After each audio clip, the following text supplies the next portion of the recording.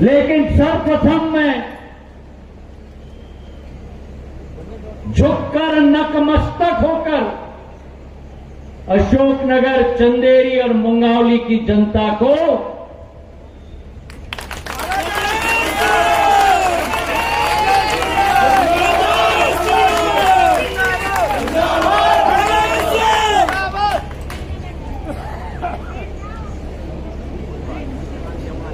जो आशीर्वाद आपने प्रदान किया है, वर्षा ऋतु में जब इंद्र देवता का आशीर्वाद प्रदान होता है, उससे भी ज्यादा आशीर्वाद मेरे परिजनों ने सिंधिया परिवार के इस मुखिया को प्रदान किया। अगर मैं आपको कहूं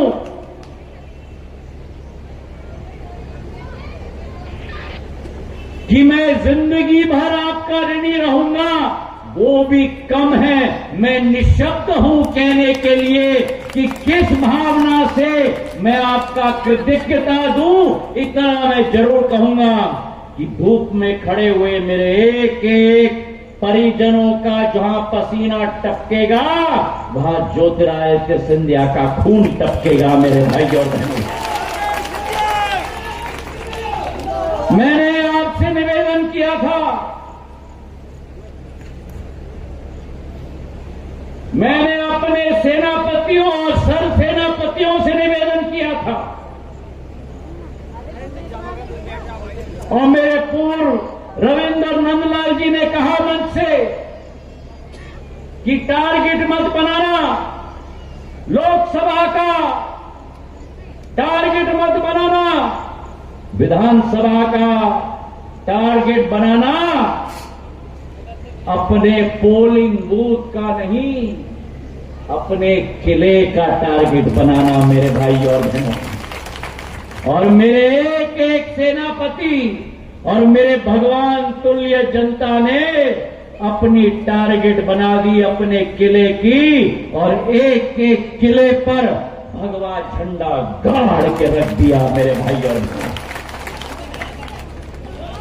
मैं निशब्द हूं आपको धन्यवाद अर्पित करते हुए। कांग्रेस पार्टी ने बहुत कुछ कहा पिछले 4 साल,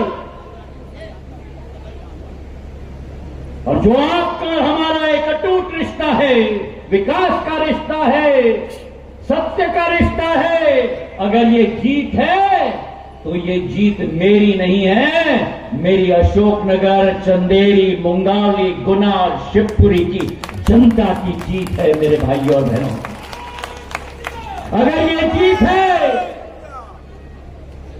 तो मेरे एक एक सेनापति के परिश्रम, मेहनत, मशक्कत, एक एक पसीने के बूंद की जीत है। मेरे भाइयों और बहनों, और अगर ये जीत है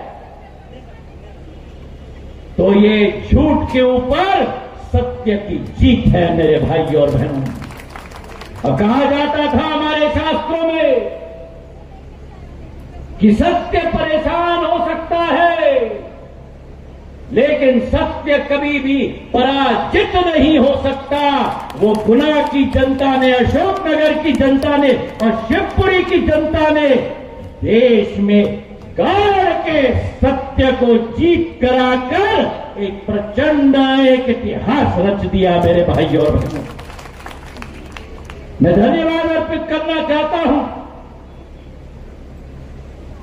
मेरे एक एक गांव के एक एक वासी को,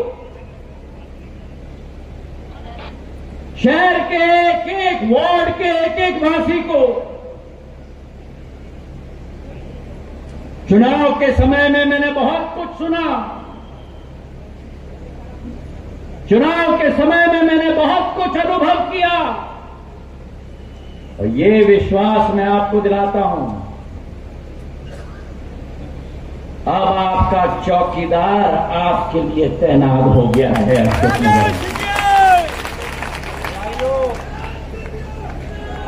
जहां गुना ने प्रचंड जीत की इतिहास रची, मैं धन्यवाद देना चाहता हूं ग्वालियर चंबल चंबल संभाग के एक नागरिक को, क्योंकि जहां गुना की प्रचंड जीत हुई वहां मुरैना में भी जीत हुई, ग्वालियर में भी जीत हुई और भिंड में भी जीत हुई। चारों के चारों किलो पर भगवा झंडा गाड़ के रख दिया मेरे भाई और बहन।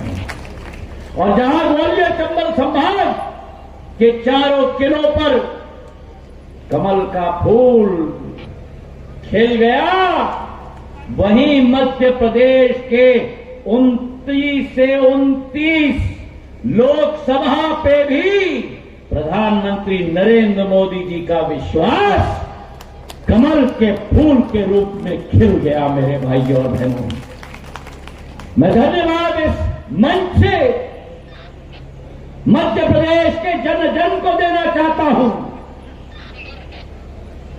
भिंड और श्योपुर की जनता से लेकर खंडवा और खरगोन की जनता, नीमच और मंदसौर और झाबुआ की जनता से लेकर सिंगरौली और सीधी की जनता तक मेरे भाइयों और बहनों, 29 की 29 किलो पर भगवा झंडा लगाकर 100/100 नतीजा प्रधानमंत्री नरेंद्र मोदी जी के हाथों को मजबूत करके दिखा दिया। और इसलिए कहा जाता है कि जहां मोदी के मन में एमपी, वहीं मध्य प्रदेश की जनता के मन में भी मोदी है मेरे भाइयों और बहनों। और यह विश्वास हम आपको दिलाते हैं, प्रधानमंत्री जी ने जो संकल्प लिया है, एक एक भारत सरकार की योजना, चाहे उज्ज्वला की योजना हो, चाहे लाडली बहना की योजना हो, चाहे गरीबों की घर की योजना हो, चाहे राशन की योजना हो, एक एक हितग्राही तक भ्रष्टाचार के बिना पहुंचाने की जिम्मेदारी हम लेते हैं मेरे भाई और बहनों। और ये विश्वास मैं आपको दिलाता हूं कि अगर देश में कोई गारंटी है तो केवल एक गारंटी है, और वो मोदी की गारंटी है, और वो गारंटी को पूर्ण करने की गारंटी है मेरे भाइयों और बहनों। जहां एक तरफ प्रदेश की जनता को मैं धन्यवाद देना चाहता हूं, वहीं एक एक कार्यकर्ता को भी दिल के गहराइयों से मैं धन्यवाद अर्पित करना चाहता हूं।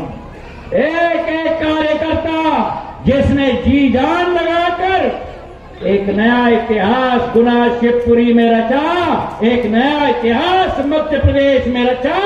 मेरे एक एक परिवार के कार्यकर्ता को मैं झुककर नमन करता हूं मेरे भाई और बहनों। ये उस प्रधानमंत्री नरेंद्र मोदी जी की सेना है जो कभी रुकती नहीं और कभी झुकती नहीं मेरे भाई और बहनों। और आज अगर नई जंग की शुरुआत करनी है, ये सम्राट अशोक की महान तपस्वी भूमि से, अशोक नगर से एक नई जंग की शुरुआत करनी है, तो आज 5 प्राथमिकताएं आपके सामने मैं रखना चाहूंगा।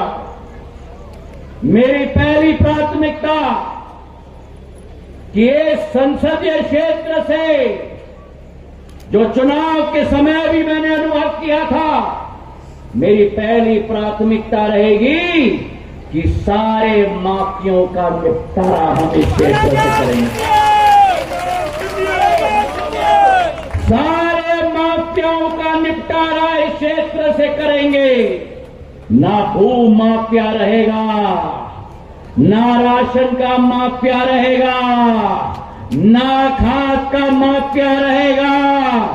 एक एक माफिया के पीछे आपका चौकीदार भागेगा और उसे इस क्षेत्र से भाग निकालेगा। अभी किसानों के लिए खाद की किल्लत रही थी। आज तक 27,000 मीट्रिक टन खाद गुना, अशोकनगर और शिवपुरी तक मैंने पहुंचाया है। की कमी की सूचना मुझे पहुंची।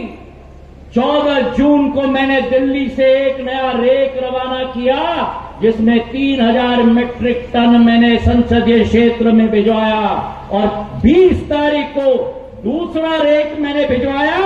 6000 मीट्रिक टन खाद का मैंने पूरे संसदीय क्षेत्र में पिछले 10 दिन में आप लोगों के लिए भिजवाया है मेरे भाई और बहनों। तालियां थोड़ी कम करी।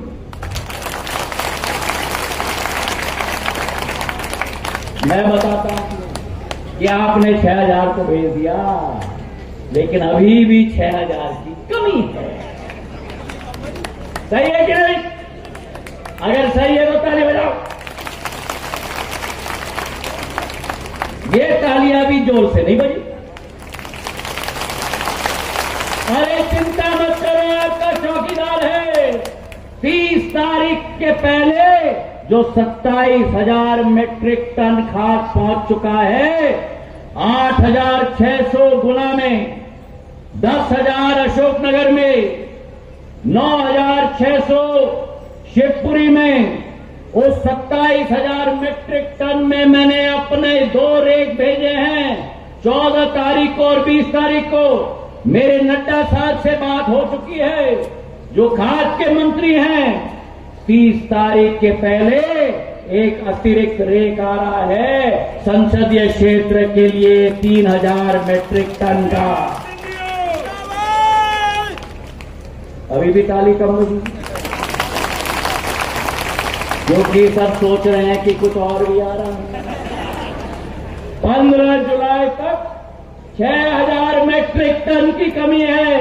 एक रेक 30 जून के पहले आएगा और दूसरा रेक 5 जुलाई के पहले 3000 मीट्रिक टन का मैं आपके लिए भिजवाऊंगा। चिंता मत करना मेरे भाई और बहन। तो पहली प्राथमिकता, और जो मैं सुन रहा था, खाद में भी माफिया चल रही थी पूरे संसदीय क्षेत्र में, उस माफिया को भी समाप्त कर दिया है। और तीनों कलेक्टरों को मैंने कहा है कि केवल सोसाइटी से खाद का वितरण होगा मेरे भाई और बहनों। कोई और चैनल नहीं होगा, ना इधर का चैनल, ना इधर का चैनल, कोई चैनल नहीं होगा। केवल एक चैनल होगा, वो सोसाइटी के माध्यम से मेरे अन्नदाताओं को खाद दिया जाएगा मेरे भाई और बहन। पहली प्राथमिकता माफिया का निपटारा। दूसरी प्राथमिकता, भारत सरकार और मोहन यादव जी की एक एक योजनाएं आखिरी लाभार्थी तक मिल पाए। तीसरी प्राथमिकता कि जो भी अधोसंरचना की कमी है हमारे क्षेत्र में, पिछले 5-6 वर्षों में सारी अधोसंरचना की कमियों को समाप्त करना मेरी जिम्मेदारी होगी मेरे भाई और बहनों। चाहे सड़क हो, चाहे रेल हो, आप मांग करते जाओ, आपका ये इंजन का डब्बा चुग चुग चुग करके आपका काम करता जाएगा मेरे भाई और बहनों। चौथी प्राथमिकता, हमारे क्षेत्र के एक एक नौजवान को हमें सक्षम बनाना होगा। 21वीं सदी के भारतवर्ष में प्रतियोगिता में आगे चलने के लिए ये प्रधानमंत्री जी की विचारधारा नहीं, संकल्प है। और उसके लिए अशोकनगर क्षेत्र में भी नई सोच विचारधारा हम लेके आएंगे मेरे भाई और बहनों। और आखिरी मेरी प्राथमिकता, 5वीं प्राथमिकता, गरीब, शोषित, वंचित, पीड़ित, दलित, आदिवासी वर्ग के लिए विकास और प्रगति का रोड मैप मैं बनाऊंगा मेरे समाज के लिए मेरे भाई और बहनों। ये मेरे पंचामृत है, ये मेरे पांच प्राथमिकता हैं जो इस क्षेत्र के लिए मैंने धारण किया है। और जो विभाग प्रधानमंत्री जी के आशीर्वाद से दूरसंचार विभाग और उत्तर पूर्वी राज्यों का विकास का विभाग जो मुझे दिया गया है, मैं आपको विश्वास दिलाता हूं कि अब ये डब्बे की बात मैं बहुत करता था, अब ये डब्बे की जिम्मेदारी मुझे मिल गई है और उसको शुरुआत के लिए 5G की इंटेलिजेंट विलेज मैंने 10 गांव पूरे देश में रेखांकित किए हैं। ये डब्बा केवल शहर में नहीं चलता चाहिए, ये डब्बा मेरे गांव के किसान के लिए चलना चाहिए। और जब 10 मैंने पूरे गांव देश में रेखांकित कर दिए, 10 में से 3 गांव मेरी गुना की आरी, मेरे शिवपुरी की बांसखेड़ी और मेरे अशोकनगर की रावसर, 3 गांव मेरे संसदीय क्षेत्र में है मेरे भाइयों बहनों। अब लोग पूछेंगे मुझसे कि 5G इंटेलिजेंट विलेज मतलब क्या? अजय इधर आओ। ये डब्बा है अजय का। अब अजय गांव में रहता है, ये डब्बा है। ये डब्बा का इस्तेमाल अजय केवल फोन के लिए करता है। अजय गांव का किसान है। 5G जब इंटेलिजेंट विलेज रावसर गांव बनेगा, अजय गांव का किसान है, उसको इस डब्बे पर अलार्म लगा के अगर किसान है तो मालूम पड़ेगा कि कब फसल में पानी की कमी है और तब माइक्रो इरिगेशन के साथ अजय जाके वहां पानी खोलेगा अपने फसल के लिए। बिजली की बचत होगी, नहीं तो अजय जाके वहां पूरा दिन पानी लगाता है। तो पानी की बचत होगी जब डब्बे से मालूम पड़ेगा कि कौन से खेत में कहां पानी की कमी हुई है, वो डब्बे में आएगी सूचना। और उसी के साथ गांव के अंदर ड्रोन लगेंगे, ड्रोन के अंदर स्पेशल कैमरा लगेंगे। अब अजय के खेत में जब तिल्ली लगती है, तब जब फसल समाप्त हो जाती है, तब अजय को मालूम पड़ता है कि फसल समाप्त हो गई, कीड़े ने खा लिया। या तो अजय कीड़े खाने के पहले कीटनाशक वहां बहुत लगाता है। अब जब ड्रोन उड़ेगा स्पेशल कैमरा के साथ, जब कीड़ा आना शुरू होगा फसल पे, तभी अजय को अलार्म आ जाएगा कि कीड़े आ गए हैं, कीटनाशक लगा दो। और भगवान ना करे, लेकिन अगर अजय बीमार हो जाए, शुगर हो जाए, पुराने जमाने में कोई चेक नहीं करता था, चेकिंग केवल होता था जब डॉक्टर अंदर सुई डाल के खून निकाल के देखता था कि शुगर कितना है। अब अजय के बाएं भुजा पर हम एक काउंटर लगाएंगे, वो काउंटर अजय के डब्बे पर 24 घंटे रीडिंग देगा कि आपकी शुगर की क्या स्थिति है, तो दवाई कब लेना है तब अजय को मालूम पड़ जाएगा। ये 5G इंटेलिजेंट विलेज है जो गजानन सिंह जी का रावसर गांव को चुना गया है अशोकनगर जिले में। अच्छा लगा कि नहीं? अगर अच्छा लगा तो ताली बजाओ। तो हम लोग, तो आप पहले जाके रावसर अपना घर बना लो। हम लोग 10 गांव से शुरू कर रहे हैं देश में। ऑप्टिकल फाइबर केबल वहां डाला जाएगा, वहां से एक कनेक्शन दिया जाएगा, कलेक्टर साहब के ऑफिस से इसे मॉनिटर किया जाएगा, सॉफ्टवेयर बनाया जाएगा, हर किसान के डब्बे में सॉफ्टवेयर डाला जाएगा और फिर उसका लाभ एक एक किसान और गांव का एक एक व्यक्ति को मिले। ऐसी बात हम लोग संयोजित करेंगे मेरे भाइयों। तो कहने का मेरा तात्पर्य यह है कि मैं जब भी आता हूं, मैं कोशिश करता हूं कि मैं खाली हाथ ना आऊं। तो आज भी जब अशोकनगर आया हूं, आपको दंडवत करने आया हूं, पर साथ में 5G इंटेलिजेंट गांव और खाद लेके आया हूं मेरे किसानों के लिए। मैं इतना ही कहना चाहता हूं कि मैं आपका था, मैं आपका हूं और जिंदगी की आखिरी सांस तक नहीं, जब भगवान भी हमें ऊपर ले जाए तब भी मेरी एक एक सांस ऊपर से आपके लिए रहेगी मेरे भाई और बहनों। बहुत बहुत धन्यवाद। जय हिंद, जय भारत।